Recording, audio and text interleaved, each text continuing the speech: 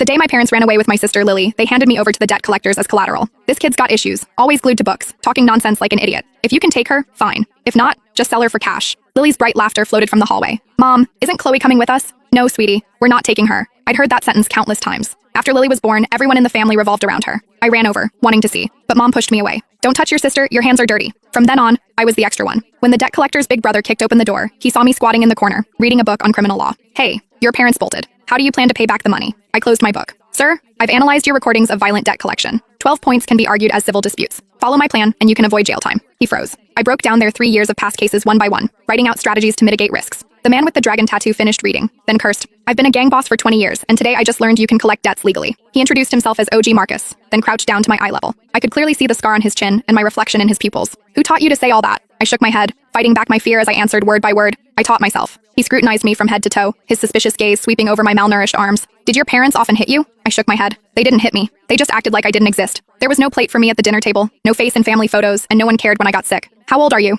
12. Marcus looked at me, his eyes full of suspicion. The hallway light flickered. He stood up and waved his hand. Frank, bring all our IOUs. Let our big shot lawyer take a look. I don't know how long passed. My legs were numb from squatting. Frank finally carried over a cardboard box. It was heavy, landing on the floor with a thud. Inside were IOUs, contracts, and transfer records, all haphazardly crammed together. Marcus patted the box, nodding at me. Big shot, show us what you've got. Marcus and his crew were playing cards in the living room. 3 men, hunched around a folding table, smoking cigarette after cigarette, the whole room thick with smoke. I sat in the corner, poring over the contents of the box under the dim light. Mid-game, the youngest man, Leo, glanced at me. Marcus, come on, what could a 12-year-old kid possibly figure out? Frank also looked over. She's been sitting there for 2 hours, hasn't moved a muscle. I didn't dare move. I'd seen abandoned kids before. There was a boy, 2 years older than me, who slept beside a trash can after his parents ran off. His eyes were empty, like 2 dark holes. Marcus didn't speak, playing a card. As soon as he spoke, I put down the last file. I'm done. Everyone looked over. I walked to the folding table, and they automatically made space. The table was covered in ash and beer cans. I swept them aside, clearing a spot. I pointed to the first case. The year before last, in March, you said, if you don't pay up, we'll make sure you regret it. That was deemed a threat. But if you'd said,